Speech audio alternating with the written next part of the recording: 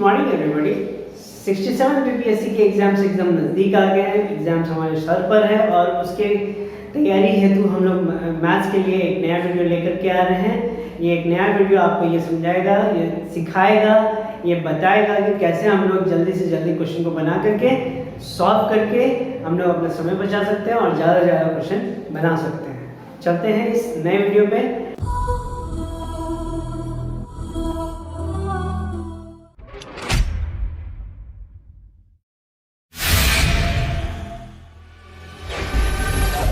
तो चलते हैं पहले प्रश्न में। पहला प्रश्न क्या कहता है, एक संख्या जिसे 10 से विभाजित करने पर 9 शेष बचता है, 9 से विभाजित करने पर 8 शेष बचता है और 8 से विभाजित करने पर 7 से शेष बचता है, तो वो संख्या क्या है? सिंपल सा बात है। अब हम लोग एक चीज देखते हैं कि जो हमारा शेषफल बच रहा है वो हमारा विभाज्य से सिर्फ एक कम है। क्या है? सिर्फ एक कम है।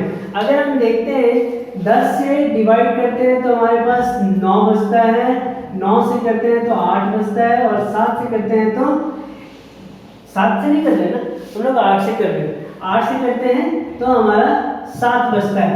दोनों का अगर हम शेषफल देखें, शेषफल देखेंगे तो क्या होगा? शेषफल हमारा एक कम होगा विभाज्य से, एक कम होगा विभाज्य से। तो हम लोग ऐसे प्रश्न के लिए क्या करते हैं, जो विभाज्य है उसका हम लोग एलसीएम निकाल लेते हैं। क्या कर लेते हैं? एलसीएम निकाल लेते हैं। 8, 9, 10 का एलसीएम हम निकाल के बता देते हैं 4, 9 और यहाँ पे हमारा हो गया 5। अब इसमें कुछ भी कॉमन नहीं है, कुछ भी कॉमन नहीं है, तो ये एलसीएम हमारा ऐसे ही पता चल जाएगा। 2 4 जा 8, 8 5 जा 49 इज इक्वल टू 360। ये हो गया हमारा 360। यानी कि ये जो नंबर है सभी से डिवाइड है। हमारा शेषफल कितने से कम है? 1 से कम है, तो ये हम 1 घटा दिए और ये नंबर हो गया हमारा 359।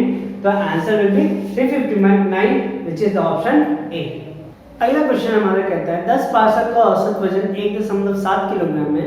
एक नया पार्सल जोड़ने पर औसत वजन 60 ग्राम कम हो जाता है, नए पार्सल का वजन कितना है? तो हमारा पहले औसत कितना है? 1.7। तो हम लोग क्या मान के चलते हैं? 1.7 इज द औसत average for all the parcels.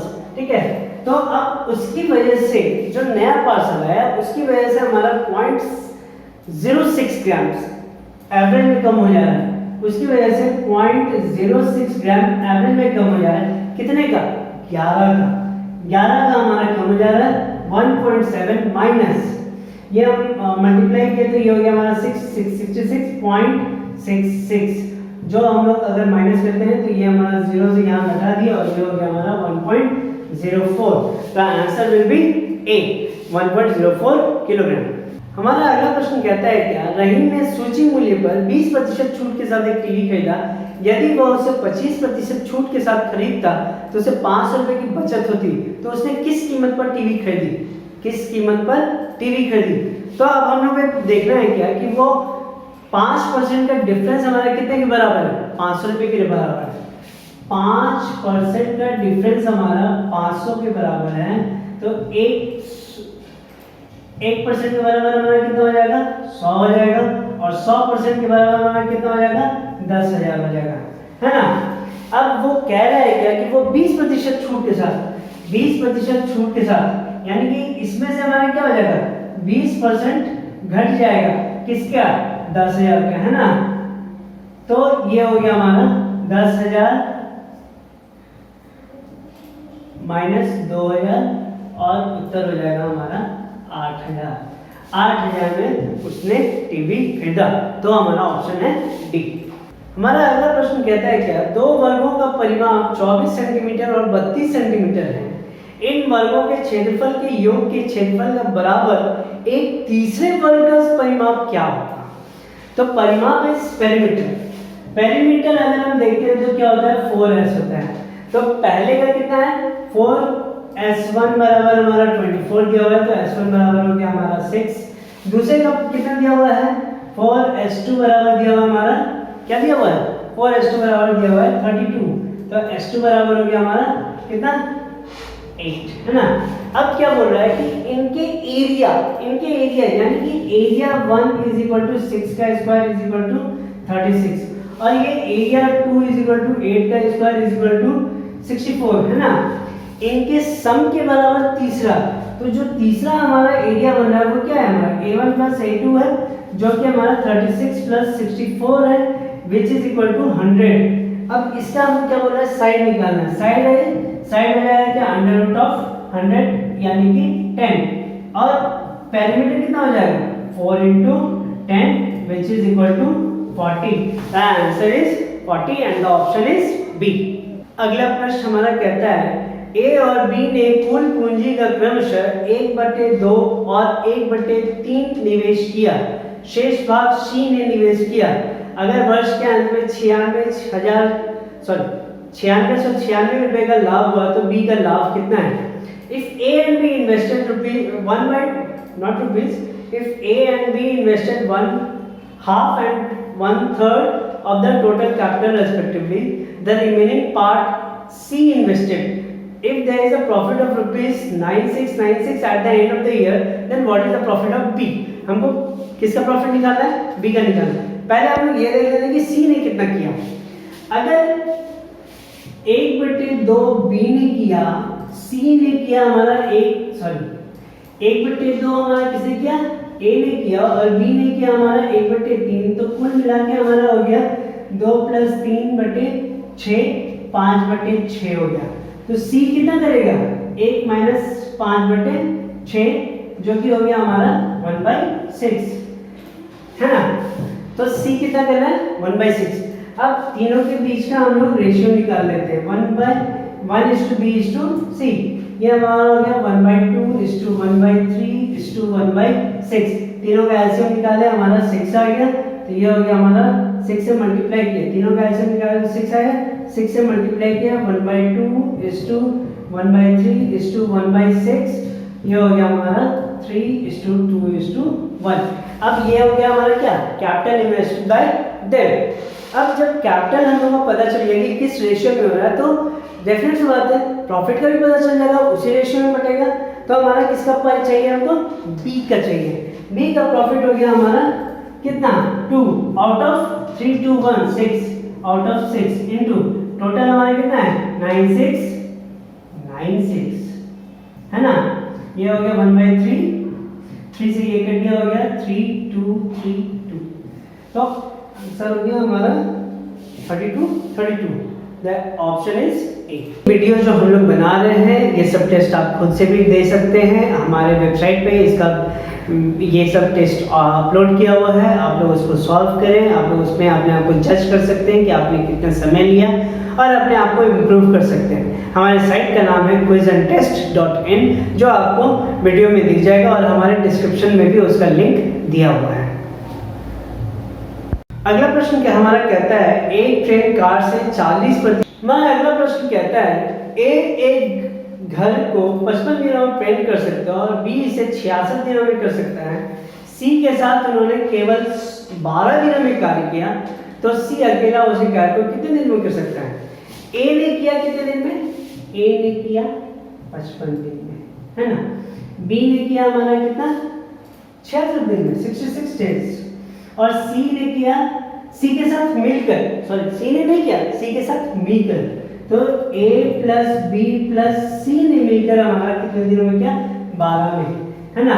अब हम लोग क्या करते हैं, इन दोनों का एलसीएम निकाल लेते हैं। इन तीनों का एलसीएम निकालते हैं 5 5 6 6 और 1 2, है ना। तो सबसे पहले देखते हैं कि कॉमन क्या आ रहा है, 6 कॉमन आ जा रहा है, तो ये हो गया हमारा 55, ये हो गया हमारा 11 और ये हो गया हमारा 2। फिर उसके क्या कॉमन आ रहा है, 11 आ रहा है, 11 कॉमन आ रहा है, तो ये हो गया 5, ये हो गया 1 और ये हो गया हमारा 2। तो हमारा टोटल हो गया हमारा यहाँ पे 5 to 10 11 110 into 6, ये हो गया हमारा 660, है ना। ये हो गया हमारा एलसीएम 660। तो अब इससे हमें क्या हो जाएगा, एफिशिएंसी निकल जाएगा। 55 से इसको डिवाइड करेंगे तो ये हो जाएगा हमारा 2, 66 से इसको डिवाइड किया तो ये हो गया हमारा 10, और 12 से इसको डिवाइड करेंगे तो ये हो जाएगा हमारा 55 आ गया। अब C का हमको चाहिए, तो C का क्या होगा, a plus b plus c minus a minus b हो जाएगा, तो ये हो गया हमारा 55 माइनस 12 प्लस 10, ये हो गया 55 माइनस 22 33, है ना। क्या हो गया 33। 33 इसका एफिशिएंसी हो गया। अब क्या क्वेश्चन पूछ रहा है क्या कि ये कितने दिनों में करेगा? एफिशिएंसी आ गया, वर्क हमको पता है 660/33, ये हो गया हमारा 20। सी अकेला उस काम को 20 दिनों में करेगा, 20 डेज। तो ऑप्शन इज बी।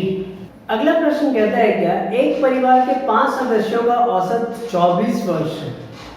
यदि सबसे छोटा सदस्य 8 वर्ष का है तो सबसे छोटे सदस्य के जन्म के समय परिवार की औसत आयु क्या थी? तो हमारा क्वेश्चन कह रहा है कि एक परिवार में 5 सदस्य है, सभी का औसत हमारा क्या है 24 वर्ष है। सबसे छोटा सदस्य 8 वर्ष का है, यानी कि 8 वर्ष पहले वो उसका जन्म हुआ था। तो जब उसकी जन्म हुई थी तो उस समय बाकी 8 सदस्यों का औसत क्या था? तो अभी औसत कितना है? अभी औसत है 24। उसमें से 8 साल पहले तो सभी का औसत खत्म हो जाएगा, 8 साल है ना। तो ये कितना हो गया हमारा 16। लेकिन 16 जब हमारा औसत कितने लोगों का था 5 का, लेकिन उस वक्त व्यक्ति कितने थे 4 थे। तो उस वक्त उनका औसत कितना रह जाएगा? उनका औसत रह जाएगा 20 वर्ष। तो आंसर है 20 वर्ष, b is the right option. अगला प्रश्न हमारा कहता है क्या, शिप्रा की आयु 3 वर्ष पूर्व की आयु की 3 गुनी उसके 3 वर्ष बाद की आयु की 3 गुनी से घटाकर प्राप्त की जा सकती है। तो 2 वर्ष बाद उसकी आयु क्या होगी? अच्छा, तो थोड़ा सा ध्यान देने वाली बात यह है कि उसके 3 वर्ष पूर्व की आयु की 3 गुनी उसके बाद 3 वर्ष बाद की आयु की 3 गुनी से घटाकर, यानी कि आज अगर उसका उम्र x है तो 3 वर्ष बाद उसका उम्र कितना होगा x + 3, उसका 3 से गुना से हम उसके 3 वर्ष बाद पहले की आयु का 3 गुना को घटा के जो प्राप्त करेंगे वही उसकी आयु होगी। तो ये क्या हो गया हमारा -3x + 9, ये हो गया हमारा, ये कैंसिल आउट हो गया, ये हो गया हमारा 18। यानी कि उसकी आज की उम्र कितनी है 18 वर्ष है। तो 2 साल बाद की आयु कितनी होगी? 2 साल बाद की आयु होगी 20 वर्ष। तो ऑप्शन इज सी 20 इयर्स। हमारा अगला प्रश्न कहता है क्या, साधारण ब्याज पर उधार दी गई राशि 2 वर्ष बाद 750 रुपये और 5 वर्ष की अवधि बाद 900 रुपये हो जाती है। 5 वर्ष के बाद हमारी अवधि कितनी हो जाती है? 5 वर्ष के बाद हमारी हो जाती है 900, और 2 साल बाद हमारा कितना है 750। तो हम लोग यहाँ पे माइनस कर दिए, तो ये हो गया हमारा 3i बराबर हो गया 150, i बराबर हो गया हमारा 50 रुपये। तो किसी एक में पुट कर देते हैं, तो p = हमारा इसमें पुट कर दिए तो 750 माइनस 2 गुने 50, ये हो गया हमारा 650। The option is a 650। हमारा अगला प्रश्न कहता है क्या, श्री सिन्हा जी अपने 5 बेटों, 1 बेटी और अपनी पत्नी के बीच एक निश्चित राशि इस प्रकार बांटते हैं कि प्रत्येक बेटे को अपनी बेटी की राशि का दुगुना और पत्नी को प्रत्येक बेटी की राशि का दोगुना मिलता है। यदि प्रत्येक पुत्र को 15,000 रुपये प्राप्त की गई तो कुल राशि क्या थी? तो हमारे पास दिया हुआ है क्या, बेटे को दिया गया है 15,000 रुपये, है ना। तो अब हम लोग देखते हैं कि गिनती कितनी होती है। तो हमारे 5 बेटे हैं, वाइफ, डॉटर एंड सन, है ना। हमारा इनका क्या है, ये 1 है, डॉटर भी 1 है, लेकिन सन हमारे पास 5 है ना। उसके बाद कहता है कि डॉटर को इनका आधा मिलता है। मान लिया डॉटर को 1 मिला, क्या मिला 1 मिला, तो सन को कितना मिला 2 मिला, और सन को 2 मिला तो वाइफ को कितना मिला 4 मिला, क्योंकि हिस्से में क्या हुआ है 2 गुना पड़ता गया है। तो अब ये हम लोग देख लेते हैं क्या। और एक और बात कि बेटे को जो 2 मिला है, 2 का मान कितने के बराबर है 15,000 के बराबर, तो 1 का मान हमारा कितना हो जाएगा 7,500 हो जाएगा, है ना 7,500। अब हम लोग ये कंपाउंड से देख लेते हैं कि कितना हिसाब बनता है। तो ये हो गया हमारा 4, ये हो गया हमारा 1 और ये हो गया हमारा 10। टोटल हमारा कितने हिस्से बने 10 + 1 + 4 15। 1 का मान कितना है 7,500, तो 15 का मान कितना हो जाएगा, 15 गुना 7,500, ये हम लोग मल्टीप्लाई करते हैं, 15 गुना 15 225 गुना 5 1125, ये हो गया हमारा आंसर 11,25,00, जो कि हमारा ऑप्शन है बी। तो हम लोगों ने यहाँ देखा कि हम लोग कितने आसानी से क्वेश्चन बना सकते हैं, कितने आसानी से क्वेश्चन को सॉल्व करके हम लोग समय बचा सकते हैं और ज़्यादा से ज़्यादा क्वेश्चन बना के ज़्यादा से ज़्यादा स्कोर कर सकते हैं। अगर आपको हमारा ये वीडियो पसंद आया तो हमें लाइक करें, हमें शेयर करें और हमारे चैनल को सब्सक्राइब करें, जिससे कि आपको ऐसे ही और वीडियोस मिलते रहेंगे। और हम लोग अब बिहार एसएससी के लिए भी नई सीरीज लेके आने वाले हैं। बिहार बीपीएससी के तरह ही बिहार एसएससी के भी सीरीज लेके आएंगे। धन्यवाद।